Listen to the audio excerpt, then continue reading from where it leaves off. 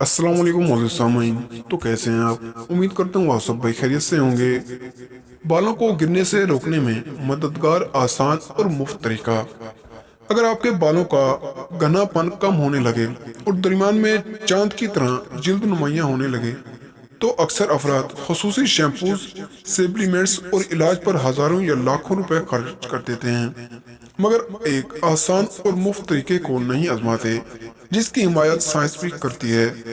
बालों से महरूमी सिर्फ मर्दों का मसला ही नहीं, दर हकीकत खवातीन की बड़ी तादाद को भी इसका सामना होता है, लेकिन मर्दों में ये मसला ज्यादा नुमाया होता है। अब बालों से मरहूम होने लगे तो इस आसान तरीके को आजमाएं, और वो भी सर की मालिश, जो कि बालों की नशोनुमा दोबारा बहाल करने में मददगार साबित हो सकता है। तिब्बी माहिरीन के मुताबिक सर की मालिश से खोपड़ी और बालों की जड़ों में दौरान खून बढ़ता है।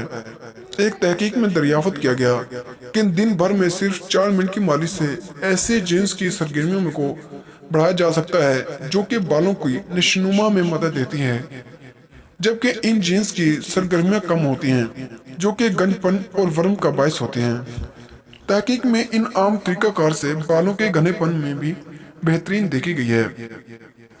मैकिकिन का कहना था कि सर पर नरमी से की जाने वाली मालिश से बालों की जड़ों में खून का बहाव बढ़ता है।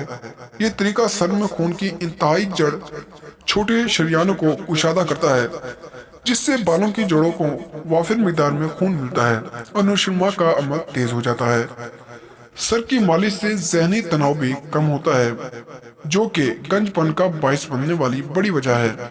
और अच्छी बात यह है कि इस मालिश के लिए जरूरी नहीं कि किसी तेल की मदद ली जाए। तर हकीकत नहाने के दौरान शैम्पू लगाते हुए भी ऐसा किया जा सकता है, और कम से कम 3 मिनट तक दोनों हाथों से सर के बड़े हिस्से पर मालिश करना काफी होता है।